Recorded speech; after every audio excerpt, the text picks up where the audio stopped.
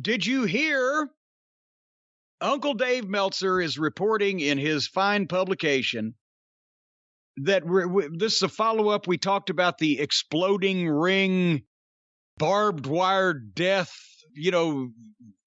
gasoline-powered freight train run over you match that they brought Onita over here to Jersey, to your state. To the state capital. To the state capital. Well, boy, that capital is in some state. They brought Onita over to have an outlaw exploding ring, barbed wire, fire pit death match with some ex-garbage match. He was retired. He came out of retirement for this specific incident here, but he was a retired garbage death match wrestler. And we also mentioned that right after the match was over with, he suddenly realized that he was in excruciating pain and needed to call an ambulance to go to the hospital to a burn ward. Well, now the update is apparently Onita's financial compensation. Have you seen this, Brian? Is this news to you? This is news to me. Okay, Onita's financial compensation was alleged by Uncle Dave to be an aggregate of all the things, not only the match, but a video interview, an appearance of whatever the peripheral things were that he, on his weekend of terror that he spent in the United States for this thing, he got $25,000. Now, the event, again, Meltzer stands by the reporting that it drew about 300 people. Now, let me just jump in here to be fair. To be fair, we have heard from other people who said there were more people, including people who sent pictures, which it seemed to be a bigger crowd than 300 people. What did those pictures, what would you estimate that crowd? It just from what you could see. At least 500. I mean. Oh, there you go. Well, there you go. There's a difference. 300 looks like 300. 300 looks pretty sparse. Looks like 300 plus an even worse house all sitting together. I said at least 500. All right. Well, the point is this was not a turnaway crowd in any venue. This was a group of people who that type of shit appeals to, congregating in the state capital of New Jersey in an open air field of some description. What was it? The Thunder Field? The ballpark for the Trenton Thunder. Yes, the Trenton Thunder as opposed to the Camden Colonels. Okay, whether it was 300 or was 500 was whatever the case. $25,000 for the streaming rights and a video interview and the appearance and the match and everything. The opponent now, the bald fat guy that got sent to the burn ward, apparently was also the promoter of the live event. So I've heard of somebody really getting burned on a wrestling show before financially. And now I've heard about it happening personally, but I've never heard of a guy getting burned up two different ways on a show. He lost his ass and set fire to it. Think about this. On Onita's part. Onita, he's 62, right? He's 2 years older than me. What if you, Brian, were 62 years old, not only a retired wrestling legend in the country of Japan, but an ex-elected politician? And did I mention you're 62 years old with numerous physical injuries? And somebody says, I'll give you $25,000 to fly your ass all the way to the United States, to do a video interview, to make a personal appearance, to sell me the streaming rights, to tell me how to do this, to have a match where the ring's going to blow up and be set on fire. And you're going to do everything you can to make sure that your opponent gets hurt, not you, because somebody's going to get hurt. But there's every probability that things can go wrong and you're going to get burned or fucking cut or sliced open, or some fat ass is going to land on you. And then you got to wrap yourself up and fly all the way back to Japan. Is that worth $25,000 to a senior citizen? I wouldn't think so, but maybe he needs the money. God damn. Wouldn't you think he could come out ahead doing something in Japan for half that amount of money and just say, okay, I'm even? That wouldn't involve setting yourself on fire. And this guy apparently, once again, this is credit to Uncle Dave. Any legal missives can be sent to his representatives. But Dave says the fat guy opponent that's in the burn, by the way, still in the burn ward, as this was last week's Wrestling Observer.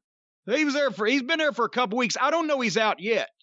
Wait, how long ago was the match? I didn't realize he was still in the hospital. 2 or 3 weeks ago. Wow.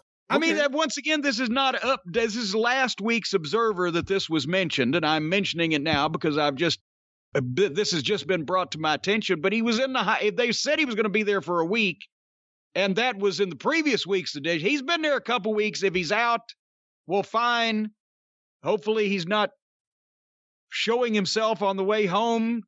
He'll scare children on the street, being all burned up and everything. At least Bray Wyatt had the common courtesy not to show himself in public for months after he was burned alive in a wrestling match.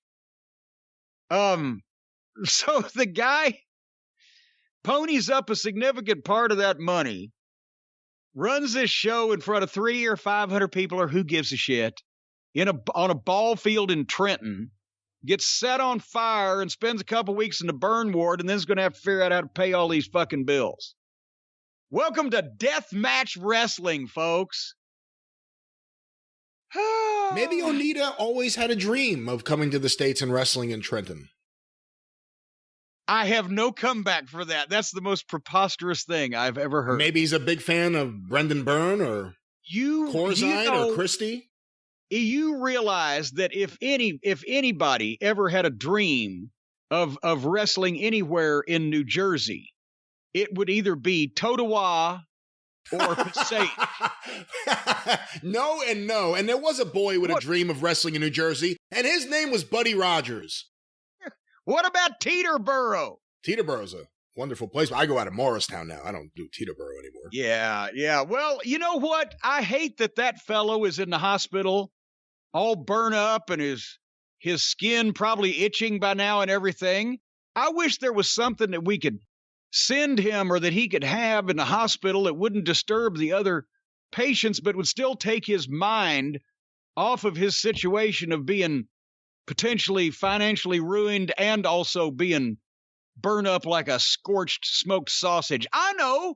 What about if he's laying in that hospital bed, Brian, with a big pair of Raycon wireless earbuds in his ears so he can listen to anything. He can listen to calm music. He can take courses in how to get himself a real line of work. You know, those audio instructional courses, so he don't have to go back to setting himself on fire at football fields in front of 500 people. He can listen to our podcasts so we can tell him what a dumb shit he is. I would suggest he doesn't listen to that. I would suggest you don't listen to the podcast, Mr. Yeah, that probably wouldn't take his mind off of his troubles because we would be making fun of them. But if you want to listen to music or podcasts or any kind of audio programming, whether it be books or educational courses or whatever, the Raycon wireless earbuds, folks, will work, and they will work better than all the other brands because the audio quality is amazing and the prices start at half the price of these premium brands. The everyday earbuds come with 3 new sound profiles to make sure that everything you're listening to sounds its best, even if you got a lawnmower outside your house. With just the right amount of bass, you got the pure mode, the balanced mode, the bass mode, the trout mode. I always like it when people say the bass mode. Anyway, Raycon offers 8 hours of playtime and a 32-hour battery life. There's a built-in microphone. You can take calls on your earbuds at the press of a button. And can you hang up on people at the press of a button also? Yes. Well, that's more important. They ought to be advertising that. I don't see that anywhere in this information. You can hang up on a no-good, dirty son of a bitch with one press of a button. Folks, so this holiday season, get them something they can use for calls or music, for work or play at home or on the go, or just pick up a pair for yourself, and trust me, you're going to use them every day. Because once you put these things in your ears, you'll never want them to come out. Sometimes they don't come out, even if you want it that way. They always come out of your ears. They're very safe to use and very comfortable. Okay. I'm sorry, I was thinking of the other stuff. Sometimes that doesn't come out. I got some wax on mine once. Anyway, go to BuyRaycon, BuyRaycon, buyraycon.com/JCE today to unlock exclusive deals up to 20% off your Raycon order. But this offer is available for a limited time, and you do not want to miss it, because then you won't be able to listen to these fantastic earbuds. So buyraycon.com/JCE, up to 20% off your Raycons. That's for the holidays, Brian. Jingle bells. Batman smells and Robin laid an egg. The Batmobile lost the wheel and the Joker ran away.